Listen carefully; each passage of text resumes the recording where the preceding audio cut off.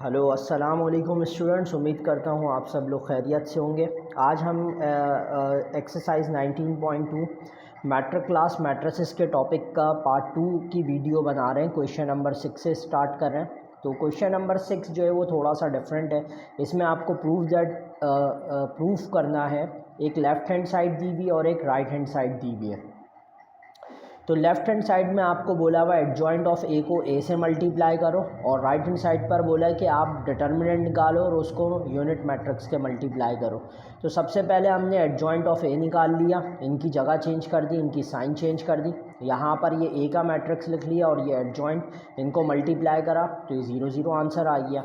अब फिर हमने ए मैट्रिक्स का, ये जो ए मैट्रिक्स क्वेश्चन में दिया हुआ है, इसका हमने डिटर्मिनेंट निकाला, वो 0 आ गया। उसको यूनिट मैट्रिक्स से मल्टीप्लाई करा तो दोनों साइड्स 0 0 होकर प्रूव हो गए। क्वेश्चन नंबर 7 पर आ जाते हैं। क्वेश्चन नंबर 7 जो है वो बहुत ज़्यादा इंपॉर्टेंट क्वेश्चन है एग्ज़ाम के पॉइंट ऑफ व्यू से। इसमें आपको इन्वर्स मालूम करना है। तो सबसे पहले हम ए इन्वर्स का फार्मूला देख लेते हैं। इन्वर्स का फार्मूला होता है 1 अपॉन डिटर्मिनेंट और एडजॉइंट ऑफ ए। तो सबसे पहले इस मैट्रिक्स का हम डिटर्मिनेंट निकालेंगे। कैसे? क्रॉस मल्टीप्लाई करेंगे 3 को 1 से, फिर माइनस साइन आएगा, -2 को 2 से मल्टीप्लाई करेंगे तो 3 multiply by -1 -3, minus minus plus, 2 2 ज़ा 4, सॉल्व करेंगे 1 आ जाएगा। एडजॉइंट निकालने के लिए इन दोनों की जगह चेंज कर दी, इन दोनों के साइन चेंज कर दिए। उसके बाद इन दोनों वैल्यूज़ को, डिटर्मिनेंट को और एडजॉइंट को, हमने यहाँ फार्मूले के अंदर पुट करना है। फार्मूले में पुट करा तो कुछ इस तरह हो गया, 1/1 आया था, तो वो सबसे मल्टीप्लाई हुआ तो हमारे पास यही आ जाएगा। इसी तरह से नंबर 2 में हमने सबसे पहले देखा कि इसका एडजॉइंट डिटर्मिनेंट निकालते हैं। डिटर्मिनेंट निकालने से 0 हो गया तो हम यहाँ पर क्या लिख देंगे? Not possible. ये आगे सॉल्व पॉसिबल नहीं है इसको सॉल्व करना। सी आ जाते हैं। सी वाला जो है वो 3/3 का मैट्रिक्स है, फार्मूला सेम है। अब C/C के लिए हमें पहले डिटर्मिनेंट निकालना है और चेक करना है कि 0 आता है या नहीं आता। अब 3/3 का डिटर्मिनेंट हम क्वेश्चन नंबर 1 में कोई 8-10 पार्ट कर चुके हैं, बिल्कुल सेम उसी तरह से। पहले 2 लिखेंगे, रॉ और कॉलम छोड़ देंगे, इनको और इनको मल्टीप्लाई कर देंगे, 2 2 ज़ा 4, 1 1 ज़ा 1, फिर ये -1 आ जाएगा तो ये और ये लाइन छोड़ देंगे, 3 को 2 से, 2 को 1 से मल्टीप्लाई कर देंगे, फिर ये +1 लिखेंगे हम यहाँ पर, और ये लाइन छोड़ देंगे, 3 को 1 से, 2 को 2 से मल्टीप्लाई करेंगे, सॉल्व करेंगे तो 1 आंसर आ जाएगा। अब यहाँ पर ये जो एडजॉइंट निकालना है ना 3/3 का, ये बड़ा मुश्किल काम है। तो सबसे पहले फार्मूला लिख लेते हैं हम। तो यहाँ पर हमारे पास जैसे हमने पिछले क्वेश्चन में निकाला था वही सेम उसी तरह निकालना है। 1 1 1 2 1 3 2 1 2 2 2 3 3 1 3 2 और 3 3, ये हमने यहाँ पर लिख दिया। अब सबसे पहले हम C11 निकाल लेते हैं, क्योंकि इसका नाम C था तो इसलिए मैंने A11 की जगह C11 लिख दिया। तो C11 निकालने के लिए पहले -1 और इसी को 1 + 1 कर देंगे। अब जब C11 है हमारे पास तो इसका मतलब है ये नंबर है, तो ये लाइन छोड़ देनी है, इसको और इसको मल्टीप्लाई कर देना है। तो 2 2 ज़ा 4 और 1 1 ज़ा 1, 1 का स्क्वायर -1 का स्क्वायर कर देंगे यहाँ पर, और 4 -1 3, स्क्वायर होने की वजह से +1 हो जाएगा, 3 1 ज़ा 3। फिर 1 2 निकालते हैं तो -1 पर 1 + 2 आ जाएगा। अब 1 + 2 का मतलब है ये, और ये लाइन छोड़ देंगे, 3 को इस 2 से मल्टीप्लाई करेंगे और 2 को इस 1 से, तो ये 6 -2 आ गया। इसको सॉल्व करा, -4 हो जाएगा।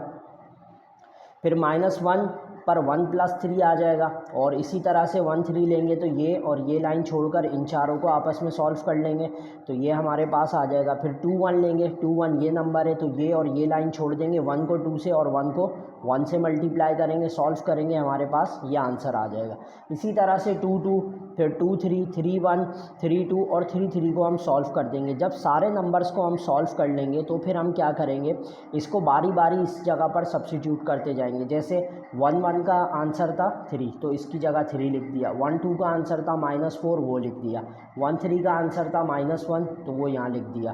फिर 2 1 का आंसर हमारे पास -1 आ गया, 2 2 का आंसर 2 आ गया, और 2 3 का आंसर ये 0 आ गया, 3 1 का -1 और 3 2 का 1 और 3 3 का भी 1।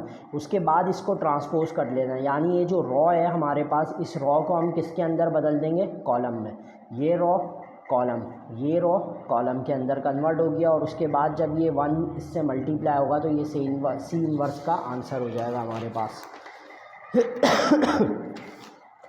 इसके बाद आप इसके दूसरे पार्ट्स देखो तो वो दूसरे पार्ट नंबर 4 है, उसमें डी इनवर्स निकालना है। वो भी सेम इसी तरह से होगा। आपके पास पहले डिटर्मिनेंट निकालोगे और फिर एडजॉइंट निकालोगे। अब एडजॉइंट, अब जब आपको प्रैक्टिस हो जाती है तो ज़रूरी नहीं आप फिर पूरा मैट्रिक्स लिख लो और इतना कर रहे हो, डायरेक्ट भी आप इस तरह से सॉल्व कर सकते हो। और सेम उसी तरह से वैल्यू को यहाँ पर पुट कर दोगे, ट्रांसपोज कर दोगे।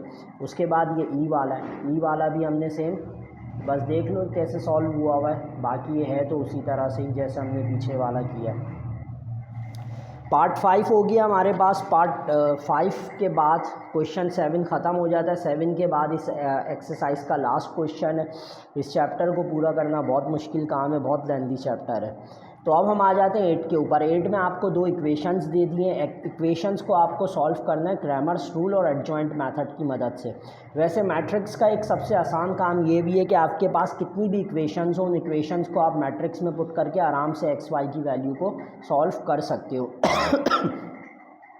तो सबसे पहले हम क्रैमर्स रूल करने जा रहे हैं। क्रैमर्स रूल का में सबसे पहले आपको डी बनाना है। डी भी कह सकते हो इसको और ए भी कह सकते हो, दोनों नाम दे सकते हो। डी और ए के अंदर मैट्रिक्स में एक्स और वाई के जितने भी कोफिशेंट्स हैं वो आ जाएंगे। जैसे इधर एक्स का कोफिशेंट 2 था, इधर -4 था, इधर वाई का कोफिशेंट 3, इधर वाई का कोफिशेंट 1। अब इसको वही क्रॉस मल्टीप्लाई करके सॉल्व कर लेंगे तो डिटर्मिनेंट डी हमारे पास आ गया। दूसरा आपने ब्रैकेट बनाना है डी एक्स का। जब डी एक्स का आप ब्रैकेट बनाओगे तो आपके पास ये जो x वाले नंबर हैं ये छोड़ दोगे। x देखो मैंने यहाँ पर नहीं लिखा, x की जगह पर जो बाहर कांस्टेंट नंबर है 14 और 8 वो लिख लेंगे और y के 3 और 1 लिख लेंगे। वही सेम क्रॉस मल्टीप्लाई करेंगे आपस के अंदर, माइनस साइन के साथ -70 आंसर आ जाएगा। उसके बाद डी वाई का ब्रैकेट है। डी वाई के अंदर भी आपने क्या करना है, एक्स के नंबर तो लिख लेने लेकिन वाई वाले नहीं लिखने। वाई की जगह आपने 14 और 28 लिख लेना। वही सेम क्रॉस मल्टीप्लाई करोगे, सॉल्व करोगे, डी वाई आ जाएगा। अब एक्स आपको निकालना है तो एक्स का फॉर्मूला क्या है, डी एक्स अपॉन डी। तो डी एक्स की वैल्यू और डी की वैल्यू रखकर सॉल्व करोगे, -5 आ जाएगा। और यहाँ पर Y D Y upon D, तो ये सॉल्व करोगे आपके पास 8 आ जाएगा। इसी तरह से आप इक्वेशन 2 देख लो। इसकी इक्वेशन 2 में क्या है, 2x - 4y - 12 और 2y + 3x 0। अब सबसे पहले आपको x के नीचे x करना पड़ेगा, तो इसलिए आपको ये मैंने इक्वेशन लिखी और ये जो 3x से पहले लिख देंगे, 2y बाद में लिखेंगे। उसी तरह से पहले d बनाया हमने, क्रॉस मल्टीप्लाई करा, 16 आ गया। dx में हमने x वाली वैल्यूज़ छोड़ दी, x की जगह पर हमने -12 0 और y की वैल्यूज़ रखी, तो ये dx आ गया हमारे पास। फिर dy निकाला और फिर हमारे पास ये x और y के आंसर आ गए। एक मेथड और होता है हमारे पास जिसको हम क्या कहते हैं, इन्वर्जन मेथड कहते हैं। वो भी मैं आपको समझा देता हूँ। यहाँ पर देख लो, इन्वर्जन मेथड का फॉर्मूला होता है A = A inverse B, x = A inverse B। अब ये आपको आसान लगेगा अगर आप पहले इन्वर्स निकाल कर आ चुके हो। तो अब आपके पास ये नंबर 1 इक्वेशन है, तो इसमें सबसे पहले आप क्या करो, A का ब्रैकेट बना लो। A का मतलब ये कि जो x के साथ आपके पास नंबर है, या चलो ये इधर 2 वाली हम कर लेते हैं, ये आपके पास है, यानी ये इक्वेशन है 2x - 4y 3x + 2। तो a की जगह पहले ये x के नंबर आ गए और यहाँ पर -4 और 2 y के नंबर आ गए। और ये वाले जो हैं ये ब्रैकेट बन जाएगा हमारे पास -12 0 b का, और कैपिटल X में हम वेरिएबल्स लगा देंगे यानी xy।